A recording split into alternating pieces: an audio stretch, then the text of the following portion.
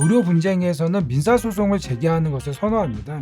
아무래도 의사나 병원을 상대로 민사소송을 제기하는 경우에는 상대적으로 판결이 확정되면 좀 수월하게 돈을 받을 수 있다라는 기대 심리가 있기 때문에 그렇습니다. 폐암 의심 환자에게 의사가 어떤 CT 촬영 등 추가적인 검사를 적극적으로 권유하지 않았고 그냥 단순히 좀 더 시간을 지켜보자라고 해서 그 환자가 폐암을 치료할 그 골든타임을 놓친 사건이었습니다. 이에 대해서 환자가 오진을 했다라고 해서 손해배상 청구를 했고요. 가장 중요하고 또 가장 궁금해하시는 게 그럼 금액은 어떻게 산정이 되느냐인데요. 안녕하세요, 고영상 변호사입니다. 오늘은 의료소송 분쟁 관련해서 좀 말씀드리도록 하겠습니다. 의료 과실을 원인으로 하는 손해배상 청구 사건이 계속 증가하고 있습니다. 과거에는 단순히 병원과 환자가 합의해서 끝날 사건들이 현재는 형사 고소 및 손해배상 청구로 좀 이어지고 있습니다. 의료사고가 발생하면 보통 환자가 병원에 이제 형사 책임과 민사 책임을 묻습니다. 형사 재판의 경우에는 이제 검사에게 엄격한 증명 책임을 부담합니다. 그래서 검사가 수사를 한 다음에 의사의 과실이 있다라는 것을 이제 입증을 해야 되는데요. 다만 경미한 사건, 그러니까 환자가 뭐 조금 다쳤다든지 아니면 다쳤더라도 어떤 치료 기간이 짧다든지 이러한 경우에는 좀 벌금형을 처분하는 경향이 있습니다. 이에 대해서 병원이 아니면 의사가 정식 재판을 청구해서 무죄를 또 주장할 수 있습니다. 민사 재판의 경우 의사의 주요 의무 범위를 확대하고 위반의 정도를 완화하여 판결하는 것이 좀 일반적입니다.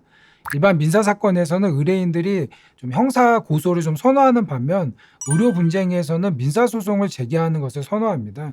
왜냐하면은 일반 다른 사건들의 경우에는 민사 사건에서 승소 판결을 받더라도 또 돈을 받지 못할 수 있다, 그런 위험 부담이 있는데 아무래도 의사나 병원을 상대로 민사 소송을 제기하는 경우에는 상대적으로 판결이 확정되면 좀 수월하게 돈을 받을 수 있다라는 기대 심리가 있기 때문에 그렇습니다. 그러면 이 민사 책임이 인정되면 반드시 형사 책임도 인정될까요? 여기에 대해서는 좀 판결이 여러 개가 있는데, 예를 들어서 치과 수술 중 프리어라는 이제 치과 수술하는 기구가 있습니다. 그 프리어가 부러진 사건에서 법원은 민사 책임은 인정했지만 형사 재판에서는 무죄 판결을 받았습니다.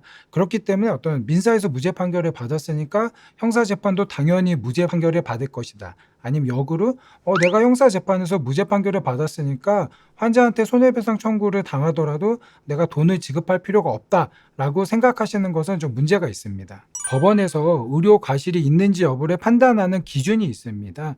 임상의학에서 일반적으로 실천되고 있는 의료 수준을 준수했는지가 기준이고요. 규범적 의료 수준, 예를 들어서 어떤 병원의 개별적 구체적 상황은 전혀 고려되지 않습니다. 예를 들어서 어떤 사고가 발생한 날에 의료기구가 오작동을 했다, 아니면 당일날 반드시 출근을 해야 되는 간호사, 아니면 페이닥터가 출근하지 못해서 어쩔 수 없이 이런 문제가 생겼다. 이러한 것들은 정황상 인정이 될 수 있는 것처럼 보이겠지만 법적으로는 이게 책임을 면탈할 수 있는 사유가 될 수 없습니다. 의료행위 성질상 직접 증거가 없는 경우가 좀 대부분입니다. 이럴 경우에 간접 증거로 과실을 추정할 수밖에 없는데요. 실제 판례에서도 척추 측만증 교정 수술을 받은 환자가 또 영구적인 하반신 마비 장애가 생긴 사건에서 병원이 이제 SSEP 등 검사 결과를 재판부에 제출하지 않은 경우 어떤 그 과실이 인정된다고 판단한 바 있습니다. 또한 실무상 수술의 어떤 난이도, 부작용의 발생 가능성을 고려해서 판단을 합니다. 수술의 난이도가 있으면 현 의료 수준에서 발생할 가능성이 높은 부작용에 대해서는 과실을 부정합니다.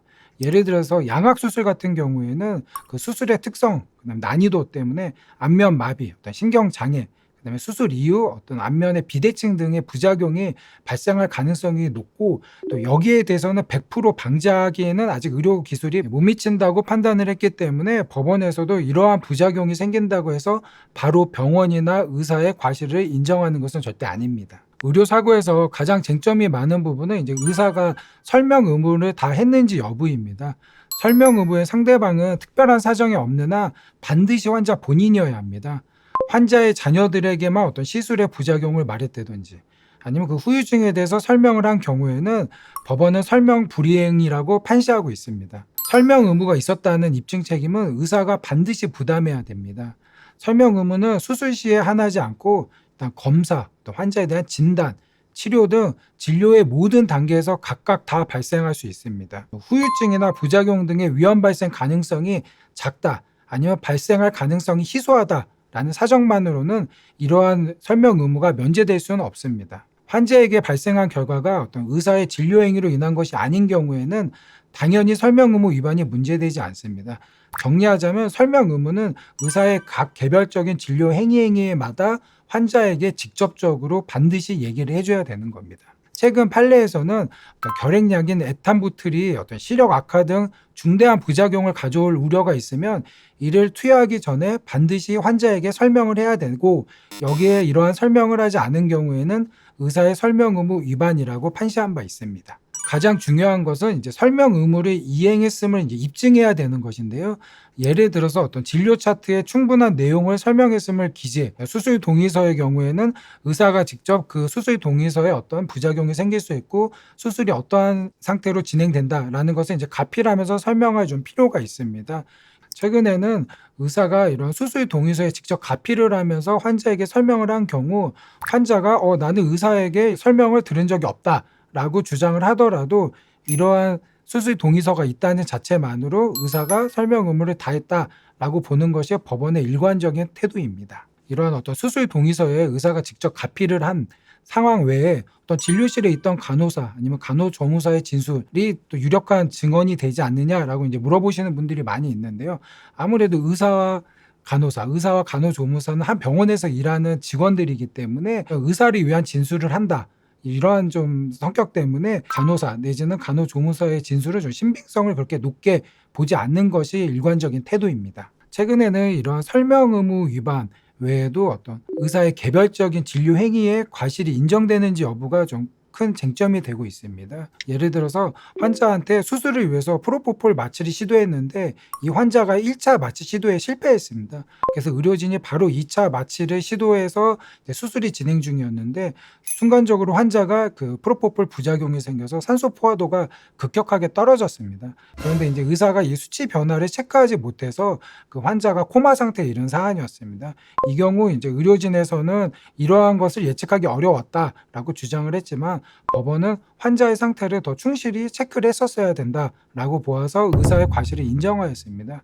또 많이 문제가 되는 게 병원의 오진을 주장하는 사례입니다. 실제 있었던 사안인데요. 또 폐암 의심 환자에게 의사가 어떤 CT 촬영 등 추가적인 검사를 적극적으로 권유하지 않았고 그냥 단순히 좀 더 시간을 지켜보자라고 해서 그 환자가 폐암을 치료할 그 골든타임을 놓친 사건이었습니다. 이에 대해서 환자가 오진을 했다라고 해서 일반 병원에 대해서 손해배상 청구를 했고요. 그 의사는 아니다, 내가 여기에 대해서 CT 촬영 등을 권유했지만 환자가 받아들여지지 않았다라고 주장을 했습니다. 그러나 이제 의사가 이 환자에게 CT 촬영을 권유했다라는 것을 입증을 못했기 때문에 의사의 오진이 인정된다고 보아서 환자의 손해배상 청구를 인정한 사안입니다. 또 다른 사건으로는 이제 악성 종양일 가능성을 인식하였다면 의사가 그 가능성을 설명하고 좀 확진을 위한 추가적인 검사 방법으로 조직 검사를 적극적으로 권유를 해야 됩니다. 네, 이러한 권유를 하지 않아서 주의 의무 위반이 있다라고 판시하여서 의사에게 손해배상 책임을 인정한 사안이 또 있습니다. 의사에게 과실이 인정된 경우 재판부는 당연히 의사가 환자에게 손해배상금을 지급해야 된다고 이제 판결을 하죠. 가장 중요하고 또 가장 궁금해하시는 게 그러면 금액은 어떻게 산정이 되느냐인데요. 기존에 지출했던 병원비, 그다음에 향후 추정 치료비입니다. 그다음에 이제 정신적인 손해배상 청구, 위자료, 이 세 가지가 추가가 되는 거고요. 근데 위자료 금액의 경우 환자가 사망한 경우에는 한 8천만 원 정도를 기준으로 계산이 됩니다. 그래서 8천만 원에서 1억 정도를 환자 및 가족에 대해서 위자료, 정신적 손해배상 청구에 대한 금액으로 인정을 하는 경우고요. 그다음에 일반 설명 의무 위반의 경우에는 최대 3천만 원, 일반적으로는 한 2천만 원 선을 넘지 않는 선에서 판결이 나고 있습니다. 이러한 위자료는 계속 정해져 있는 것은 아니고요. 또 환자에 대한 치료 경위, 그다음에 사고 후 병원 및 의사가 어떠한 조치를 취했는지, 환자가 입은 후유증의 정도에 따라서 달라집니다. 우리가 보통 손해배상 청구를 할 때는 환자 명의로도 위자료 청구를 하지만 환자 외에 그 환자를 돌봐야 되는 가족도 정신적 손해를 받았다는 이유로 위자료 청구를 하고 있습니다. 그 환자 외의 가족에 대해서는 그 위자료 금액이 축소되는 경향입니다. 오늘은 의료소송 분쟁에 대해서 알아봤습니다. 사실 의료소송 관련해서는 변호사들도 이제 직접 경험을 하지 못하면은 일반 변호사들이 수행을 할 수 없는 좀 전문 분야입니다. 그렇기 때문에 일반인 분들도 단순히 이거를 어떤 사고가 났다라고 해서 바로 어떤 소송을 진행하거나 아니면 형사 고소를 하면은 좀 문제가 생길 수 있습니다. 이러한 부분들에 대해서는 확실히 의사의 과실이 인정되는지 아니면 내가 이걸 소송으로 진행할 만한 실익이 있는지 이러한 부분을 먼저 좀 살펴볼 필요가 있습니다. 오늘 내용이 도움이 되셨으면 구독과 좋아요 부탁드리고요. 궁금하신 내용이 더 있으시면 댓글로 남겨주시면 최대한 빠른 시간에 답변 드리겠습니다. 감사합니다.